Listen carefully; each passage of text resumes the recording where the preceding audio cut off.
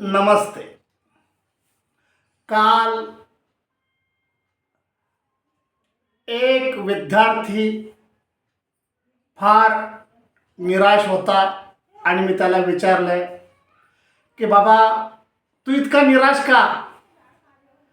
त्याने सांगितले की माझे मित्र यांनी माझा फार अपमान केला, मला फार बोलले आणि म्हणून मी प्रचंड निराशामध्ये चालला गेलो.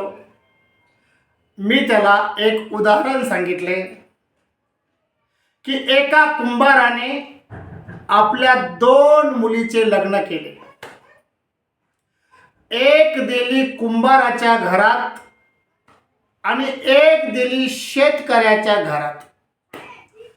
वरतून आभाळ आले आणि पाऊस पडणार असा अंदाज निर्माण झाला. त्यावेळी जी मुलगी कुंभाराच्या घरात दिलेली ती देवाला विनंती करते की देवा पाऊस नको पडू देऊ. पाऊस जर पडला तर माझे मडके गाडगे सर्व भिजून जातील.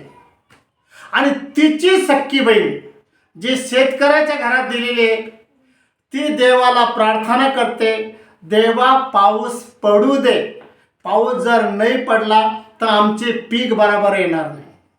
आता तुम्ही मला सांगा, पाऊस पडला तर जी मुलगी कुंभाराच्या घरात दिलेली आहे ती परमेश्वराला कोसणार, नाव ठेवणार, टीका करणार. आणि पाऊस जर पडला तर ती कुंभाराच्या घरची मुलगी नाव ठेवणार. आणि नाही पडला तर तिची सख्खी बहीण जी शेतकऱ्याच्या घरात दिलेली ती परमेश्वराला नाव ठेवणार, कोसणार आणि नको ते टीकाही करू शकते. मग पाऊस आला तरी परमेश्वराला बोल आणि नाही आला तरीही परमेश्वराला बोल. मन तरी सुद्धा पाऊस बिचारा कोणाचं न ऐकता आपलं काम करीत राहतो.